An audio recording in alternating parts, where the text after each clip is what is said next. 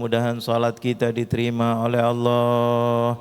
Mudah-mudahan pekerjaan kita diridhai oleh Allah, diberi kemudahan oleh Allah, mendapatkan rezeki yang mudah dan barakah, dan bisa istiqamah di jalan yang diridhai oleh Allah sampai wafat kita semuanya nanti, mudah-mudahan husnul khatimah. Amin amin ya rabbal alamin. Ma'asyiral muslimin dan muslimat yang mendengarkan pengajian ini dimanapun anda berada, mudah-mudahan kita semuanya diberikan istiqamah oleh Allah Subhanahu wa taala. Mari kita sambung ta'lim kita, yang mana kita sampai dulu tentang Allah itu bersumpah dengan para malaikat. Tujuannya agar kita ingat bahwa kita ini dipantau, kita ini direkam, kita ini dilayan oleh Allah. Allah menggunakan di sini bukan berarti Allah butuh para malaikat, tapi supaya menjadi saksi. Allah tidak butuh dengan malaikat, malaikat yang butuh dengan Allah. Tetapi manusia itu perlu saksi, biasanya enggak ngaku. Maka Allah panggil malaikat nih, aku udah tugaskan kamu untuk memberikan rezeki, sudah. Mengatur matahari, sudah. Mengatur hujan, sudah. Bukan hanya menciptakan terus kemudian ditinggal, tapi kita semuanya diatur, dijaga oleh Allah. Termasuk ada malaikat yang menyaksikan dan menulis kita semua amalan kita, yaitu malaikat raqib dan atid. Jadi kita tenang, kita sholat duhur, sholat berjamaah, enggak perlu kita tulis. Enggak perlu kita tulis, udah ada yang nulis. Malaikat datang, ini awal, ini pertengahan sholat, ustadznya telat, tulis semuanya. Tapi alhamdulillah masih bisa. Ini semuanya tertulis, subhanallah. Tinggal nanti ditanya sebabnya apa. Nah itu masing-masing, nggak bisa bohong. Oh mungkin tadi macet, oh macet bohongan, oh ini, semuanya ditulis oleh para malaikat. Yang maksiat pun ditulis, nggak usah ragu-ragu, nggak usah tulis saya ke nightclub, saya bohongin istri, istri bohongin suami, nggak perlu, sudah ada malaikatnya tulis. Tenang, tinggal kamu, kita semuanya ini berbuat, yakin Allah itu ada. Allah tidak bisa semuanya ini, bisa. Allah itu tanpa dengan ini bisa, Allah maha segala-galanya. Makanya kita disuruh kembali kepada Allah Jalla Jalaluh. Al-Quran ini menerangkan untuk kita, untuk supaya kita tambah yakin, tambah benar-benar, dan dijadikan ini semuanya. Maka para malaikat semuanya, bahkan kadang-kadang suatu saat malaikat dipanggil oleh Allah. Ya malaikati ushidu lakum, saksikanlah, kebalikannya malaikat, bahwa ini makhlukku yang namanya manusia, yang dulu kalian pernah bertanya kenapa menjadikan khalifah. Ternyata dia itu hebat, walaupun maksiat depan mata, nafsunya ada tapi bisa mengelakkan. Walaupun kita tidak bisa tidak sholat, tidak ada yang maksa kita sholat, kita bisa ke warung, kita bisa tidur, tapi tidak tinggalkan itu dulu, sholat dulu. Subhanallah. Makan nanti sebentar bisa, atau makannya dipercepat, atau yang penting sholat tidak tertinggal. Apalagi mementingkan sampai sholat berjamaah, tambah lagi duduk lagi sebentar lagi. Subhanallah, lihat ya malaikat, mereka punya nafsu, tidak seperti kalian. Kalian tidak punya nafsu, tapi kalian taat, wajar. Kalian tidak punya nafsu, tapi hambaku yang namanya manusia, mereka punya nafsu, pengen tidur. Betul loh, betul. Kalau waktu siang pengen gak tidur? Bukan lagi pengen, kadang-kadang ngaji aja ngantuk. Kalau tidur sih enggak, insya Allah. Ngantuk, malaikat ada ngantuk? Nggak ada. Makanya kalau taat terus wajar apa tidak? Wajar kalau manusia ngantuk. Walaupun ngantuk masih hadir majelis ta'lim, Allahu Akbar. Padahal dia bisa mojok sana mojok sini kemana-mana, bisa apa tidak kira-kira? Bisa. Bodoh amat, bisa. Tapi dilawan.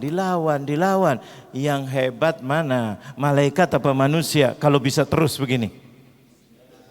Benar. Nah, mudah-mudahan benar manusia. Makanya Rasulullah itu lebih hebat dari semua para malaikat. Itu Nabi Muhammad, orang soleh tergantung kitanya. terus bisa melawan. Makanya Allah bangga dengan yang namanya manusia. Allah bangga dengan namanya manusia. Bangga. Makanya malaikat Nabi Muhammad selalu mengatakan apa? Tanakahu takthuru fa inni mubahin bikumul malaika, katanya. Di sini suruh kita ini itu Allah itu akan Rasulullah akan bangga nanti di depan Allah Jalla Jalaluh. Makanya kita istiqomah itu dipantau oleh Allah. Khususnya ketika kita sholat, disuruh kita sholawat kepada Rasulullah. Untuk apa? Supaya Rasulullah jadi saksi. Karena dalam hadis qudsi tidak ada, dalam hadis yang sahih yang diriwayatkan Imam Muslim, bahwa tidak ada salawat kecuali disampaikan kepada Rasulullah dan Rasulullah menjawab salawat kita. Itu adalah khususiahnya Rasulullah. Makanya salat ada salawat. Kenapa ada salawat? Untuk Rasulullah menjadi saksi nanti di hari kiamat. Apakah tidak membaca surat An-Nisa yang di situ Rasulullah menangis luar biasa ketika Abdullah bin Mas'ud membacanya, suruh hasbuk, berhenti Ibn Mas'ud. Apa ya Rasulullah? Tiba-tiba faida ainahu tadrifan. Rasulullah matanya itu mengeluarkan air mata yang luar biasa. Ibnu Mas'ud ketika membaca berhenti kaget. Kenapa? Ya Rasulullah, ada apa gerangan? Apakah kamu tidak membaca tadi hasbuk yang kamu baca tadi? فَإِذَا جِئْنَا بِكَ عَلَى هَؤُلَاءِ شَهِيدًا.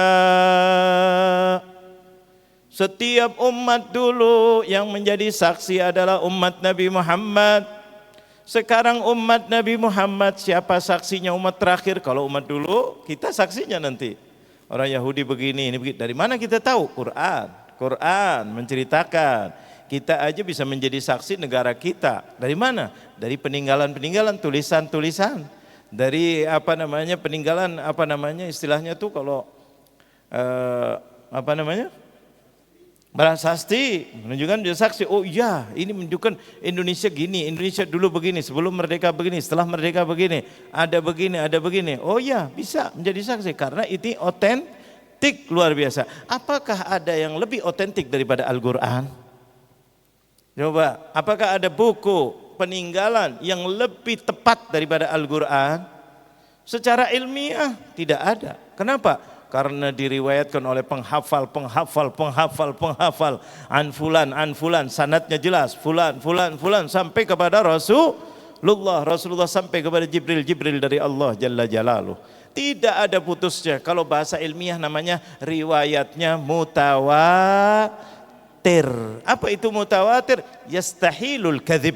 Tidak mungkin secara akal itu beritanya bohong. Kenapa? Yang meriwayatkan lebih dari 40 dan 40 tidak pernah bertemu, 40 zamannya berbeda, temannya berbeda, tempatnya berbeda. Setiap zaman. Subhanallah. Mana mungkin ada? Kalau sekarang mungkin ada WA, mungkin ada ini. Dulu tidak ada. Kok bisa pas di Mesir? Kok bisa pas di Irak? Kok bisa pas di Syam? Kok bisa pas di Asia? Kok bisa pas di ini? Semuanya padahal tidak ada hubungan. Menunjukkan ketika belajar pasti ini adalah benar. Tidak mungkin. Ini secara ininya, secara logikanya. Tapi secara iman Allah sudah berfirman, Inna nahnu nazzalna dzikra wa inna lahu lahafidhun. Sebetulnya kalau beriman, orang beriman cukup. Quran ini dan seterusnya tepat. Secara ilmiah apa yang dikatakan Quran tepat. Tentang matahari tepat. Tentang hujan tepat. Tentang awan bagaimana BMKG itu hanya prakira, tapi Quran tepat. Antum anzaltumuhu minal muzni am nahnul munzilun. Ditantang oleh Allah, apakah kalian yang mengeluarkan atau yang menurunkan dari awan, hujan maksudnya. Apakah Allah? Secara ilmiah tidak ada manusia, hanya rekayasa. Ditabur garam katanya bisa turun hujan, atau digiring ke laut, atau dari laut ke darat, tapi hasilnya 100% apa tidak? Sampai detik ini tidak ada. Subhanallah. Nah itu siapa berarti menurunkan tepat kepada ini semuanya? Allah Quran sudah mengatakan, antum anzaltumuhu minal muzni. Muzni itu awan. Antum anzaltumuhu minal muzni am nahnul munzilun. Munzil itu yang menurunkan Allah. Allah bebas, angin bawa sana, berhenti sini, mendung luar biasa, nggak jadi, pinggir sana. Yang ini panas, tiba-tiba hujan, namanya dikenal hujan apa? Hujan panas. Ada apa tidak kira-kira? Cuacanya cerah tapi hujan, namanya hujan apa? Paling enak kasih nama aja. Enggak panas, hujan panas. Biasanya pancaro, banyak, demam, tinggal di nama-namain. Tapi semuanya ini yang ngatur siapa? Allah. Jangankan yang ngatur Allah, yang ngatur nyamuknya aja siapa? Allah. Satu digigit dari demam berdarah, sampingnya tidak digigit. Subhanallah. Sampai dulu ada seorang sehat luar biasa. Dia maaf dari aparat, badannya keker kuat. Tahu-tahu ditanya, dia sehat nggak pernah sakit. Lagi apa sakit? Sakit apa? Sakit demam berdarah. Sakitnya apa? Digigit nyamuk, klepek, nggak bisa apa-apa. Padahal orangnya keker, anaknya kecil, dia nggak bisa apa-apa, tapi sehat. Siapa yang nyuruh nyamuk gigit yang gede, nggak gigit yang kecil? Siapa yang ngatur? Allah. Siapa yang menjadikan sakit itu di dalam nyamuk itu ada maaf racunnya? Siapa yang menjadikan? Allah. Siapa yang bisa menghilangkan racun itu? Allah. Makanya racun ini luar biasa. Dari segala segi, udara bisa ada yang racun, matahari ini semuanya. Semuanya yang membuat siapa? Allah. Yang bisa menghilangkan siapa? Allah. Seperti sekarang kita subhanallah lagi rame-ramenya toksi. Kita tidak bahas masalah politik, maaf. Toksi itu adalah racun yang ada di dalam tubuh manusia, bahasa kedokteran.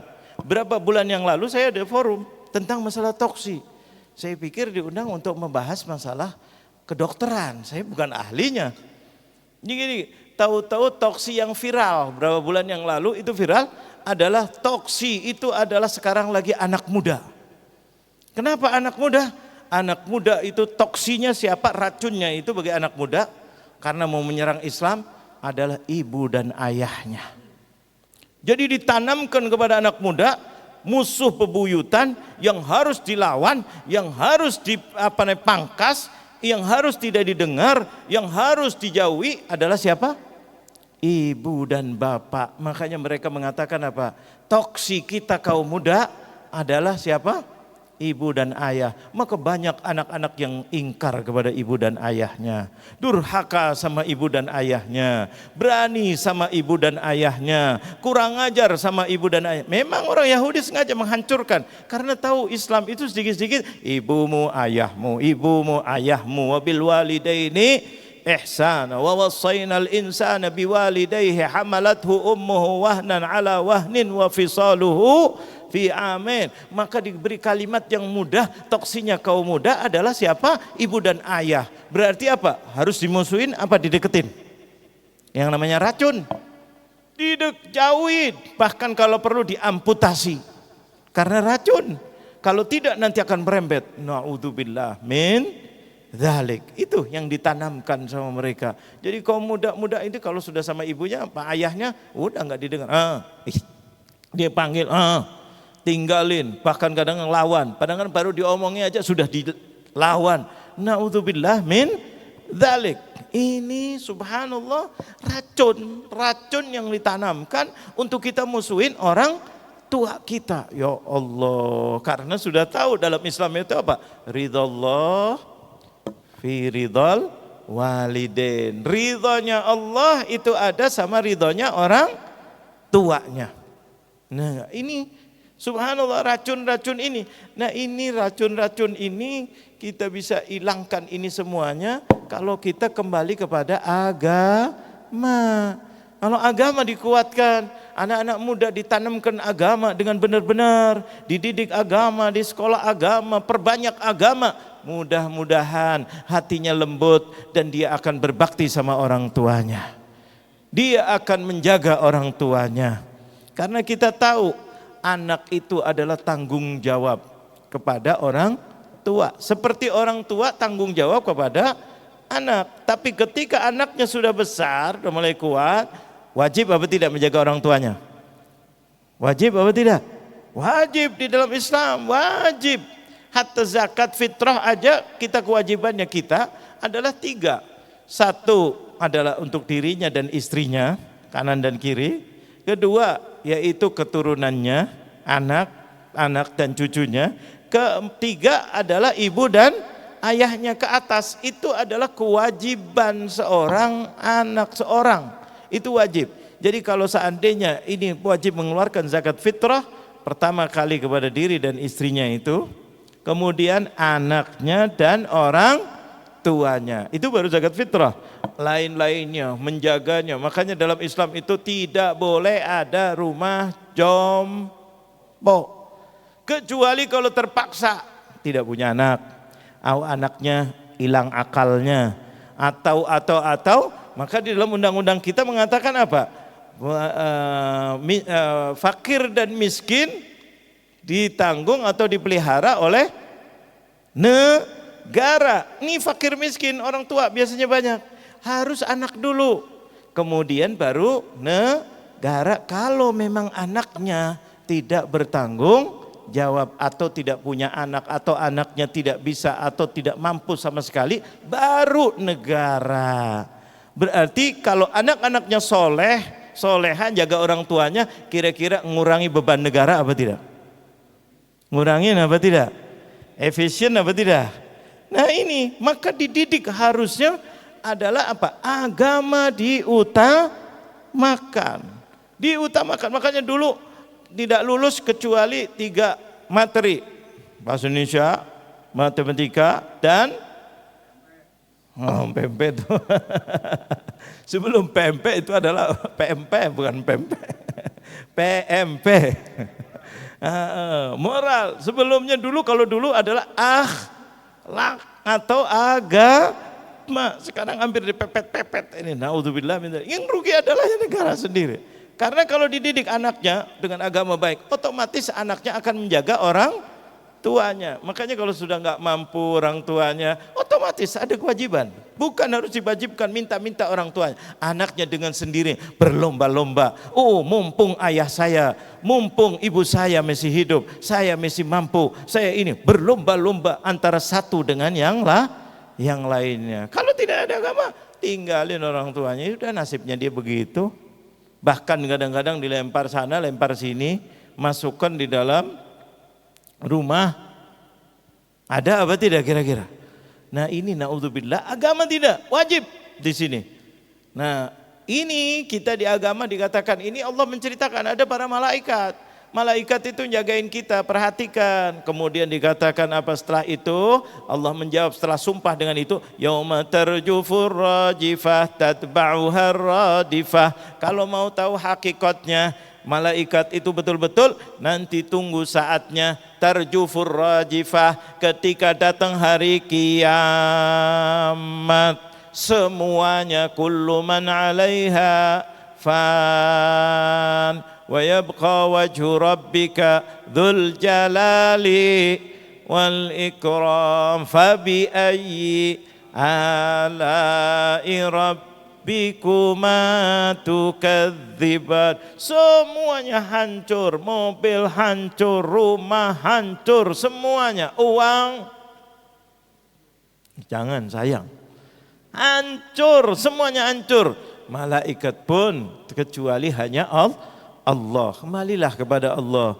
Kemudian tatba'uhar radifah. Tidak lama ketika sudah hancur dunia ini, Allah peluitkan lagi yang kedua, yaitu nafkhah tsaniyah. Ya enggak? Yaitu peluit yang kedua, itu di situ bangkit semua manusia. Yang dulu-dulu dari zaman Nabi Adam sampai Nabi Ibrahim, sampai Nabi Musa, termasuk Fir'aun, semuanya, sampai kita, sampai anak cucu kita, sampai hari kiamat, semuanya dibangkitkan oleh Allah. Bangkit. Tatba'uhar radifah. Di situ kelihatan, di situ malaikat, bahwa janji Allah tepat, apa yang dikatakan oleh Allah. nanti ada hari akhirat, hari kebangkitan. Karena banyak saat itu yang mengingkari kepada Rasulullah. Bahkan sampai saat ini, mana kiamat? Katanya udah dekat. Mana? Tapi tanda-tandanya sudah makin banyak apa belum? Makin banyak. Salah satunya tadi toksi, anak ingkar kepada orang tua. Kurang ajar kepada orang tua. Karena Rasulullah yang menceritakan. Dulu ketika ditanya oleh malaikat Jibril, ketika bertanya Rasulullah SAW, duduk di depan Rasulullah SAW, ketika ditanya kapan kiamat, Rasulullah tidak bisa menjawab. Tapi ketika ditanya wa ma alamatuha, apa tanda-tandanya? Salah satunya Rasulullah menjawab, antalidal amatu sayyidaha. Nanti seorang ibu akan melahirkan, ibu akan melahirkan ibunya sebagai budak, anaknya sebagai tuannya. Anaknya nyuruh-nyuruh ibunya, anaknya membentak-bentak ibunya, anaknya menjadikan ibunya, na'udzubillah min. Tadi kata Rasulullah, kalau sudah banyak begitu itu tambah dekat hari kiamat. Kira-kira sekarang sudah ada tanda-tanda apa belum? Sudah apa belum? Nah, berarti tanda-tanda makin dekat. Makin dekat. Banyak yang lain-lainnya, salah satunya itu. Nah, ini diantaranya adalah yang toksi, yang untuk anak ya, yang bukan politik ini. Politik kita belum tahu lah apa maksudnya. Tetapi yang masalah anak tadi, memang ini adalah salah satu tanda-tandanya. Yang buat orang Yahudi membuat ini viral ini kon, jadi penghambat anak-anak. Karena keinginannya terlalu terganggu, selalu diganggu oleh ibu dan ayahnya. Mau kemana nak? Mau apa nak? Jangan pulang malam-malam nak. Nah ini nggak boleh, ini dimarahin. Maka anaknya sudah merasa keinginannya tidak dipenuhin sebagai penghambat. Ya, racunnya kebebasan anak-anak adalah orang tuanya. Maka harus dilawan. Na'udzubillah min dzalik. Ini salah satunya. Kemudian ketika sudah dibangkitkan, yauma tarjufur rajifah tatba'uha radifah. Kemudian apa katanya Allah? Keadaan orang-orang yang maksiat, khususnya orang-orang yang ingkar kepada Allah.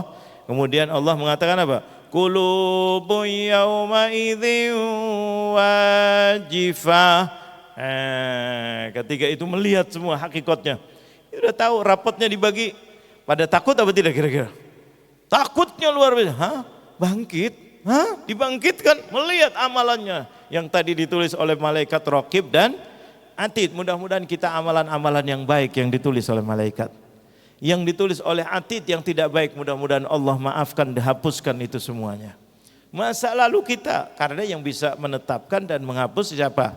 Allah. Malaikat tidak berani menulis apa adanya, tulis, tidak bisa menghapus sedikit pun, kecuali yang bisa menghapus hanya Allah. Apa kata Allah dalam Al-Quran? Yamhullahu ma yasha wa yuthbit. Allah itu bisa menghapus, terserah kepada Allah, dan menetapkan juga terserah kepada Allah. Itulah orang-orang yang tawwabun, yang kembali kepada Allah. Di antaranya orang yang berangkat haji, pulang diampuni dosanya oleh Allah semua yang dulu. Enggak, man hajja walam yarfuth walam yafsuk raja'a min batni raja'a kayaumi waladathu ummu. Dia kembali seperti baru dilahirkan dari perut ibu. Berarti apa? Dosa-dosanya dihapus. Ramadan keluar, barang siapa man shoma ramadhana wa qamahu imanan wa ihtisaba ghufira lahu ma taqaddama min dzambih. Diampuni dosa-dosanya yang dulu-dulu. Mudah-mudahan kita bisa menjaganya dengan sebaik-baiknya. Nah, inilah kesempatan diberikan hanya untuk umat Nabi Muhammad. Jangan sampai kita lewatkan. Membaca istighfar, perbanyak istighfar, salat, mudah-mudahan kafaratun lima bainahuma. Salat zuhur, kita habis salat mikirkan nanti insya Allah panjang umur mau salat asar, apalagi niatkan berjamaah, habis asar niatkan salat maghrib, habis maghrib niatkan salat isya tidur niatkan bangun untuk salat zuhur. Kata Rasulullah Pak, kafaratun lima bainahuma. Jadi haji ya, kita nggak punya uang, nggak berangkat haji, nunggu waktu salat dengan salat, menunggu apakah harus di masjid? Tidak, maksudnya berniat kita untuk menunaikan sholat yang sesudahnya. Ya Rob, mudah-mudahan kita niat mau sholat asar. Ini sekali duhur ya, niat sholat asar, kerja, nunggu asar. Tapi bukan berarti tidur, tidur boleh, kerja boleh, apa saja boleh. Yang penting jangan maksiat. Nah itu di situ menunggu sholat, itu diampuni dosa-dosa kita oleh Allah. Kalau ada kesalahan di antara itu, karena kita nunggu sholat asar, ingin rencana mau mengerjakan sholat asar, maka dosa-dosanya diampuni oleh Allah. Antara asar dengan maghrib, begitu juga. Maghrib dengan isya, jadi diberi kemudahan oleh Allah untuk Rasulullah. Rasulullah beritahu kepada kita, umatmu ya Muhammad, enggak harus dengan haji dulu, tapi kalau yang wajib haji, wajib berangkat haji.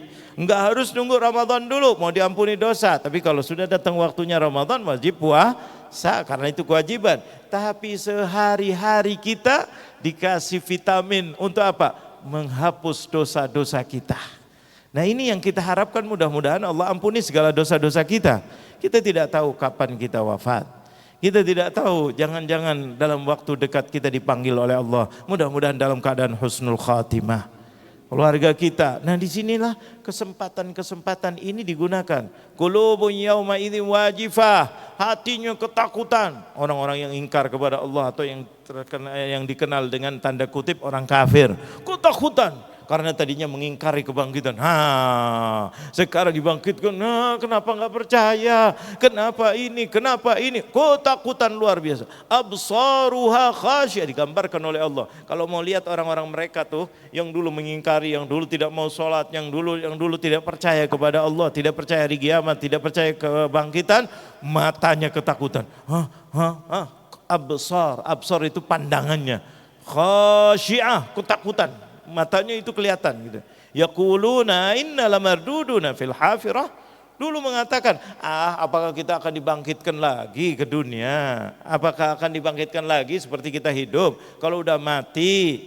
Bahkan mereka mengatakan, qalu tilka idzan karratun khasirah fa innama hiya zajratun wahidah fa idza hum bisahirah. Itu adalah nanti ketika sudah dibangkitkan oleh Allah Jalla Jalaluh, maka kita semuanya mudah-mudahan dalam keadaan husnul khatimah, diangkat derajatnya oleh Allah. Istilahnya surat ini mengatakan jangan sampai nanti nyesal. Mudah-mudahan Allah angkat derajat kita. Mudah-mudahan duduk kita di majelis seperti ini, mudah-mudahan diampuni segala dosa kita. Mudah-mudahan kita dibimbing oleh Allah, makin hari makin dekat kepada Allah. Ya Allah, ampunilah dosa-dosa kami yang lalu ya Allah. Engkau Maha tahu ya Allah apa yang kami buat ya Allah. Ya Rabb, maafkan masa lalu kami ya Allah. Bimbing kami ya Allah agar menjadi orang yang istiqomah. Ya Allah, mudahkan kami untuk menjadi orang istiqomah. Mudahkan kami di rumah kami ya Allah. Mudahkan kami di tempat kerja kami ya Allah. Berilah rezeki yang mudah dan barokah. Ya Allah, ketika kami bawa rezeki, mudah-mudahan rezekinya di tempat yang diridhoi oleh-Mu ya Allah. Digunakan oleh keluarga kami di tempat yang diridhoi oleh-Mu ya Allah. Ya Rabb, agar kami bisa istiqomah sampai kami pensiun, dan setelah pensiun ya Allah sampai kami dipanggil dalam keadaan husnul khatimah. Birahmatika ya arhamar rahimin, ya arhamar rahimin, ya arhamar rahimin. Rabbana ighfir lana wa liwalidina warhamhum kama rabbawna sighara. Rabbana atina fid dunya hasanah wa fil akhirati hasanah wa qina adzabannar. Wa sallallahu ala sayyidina Muhammadin nabiyil ummi wa ala alihi wa sahbihi wa sallam. Wa akhiru da'wana alhamdulillahi rabbil alamin. Kurang lebihnya saya mohon maaf. Hadza wabillahi taufiq wal hidayah. Wassalamualaikum warahmatullahi wabarakatuh.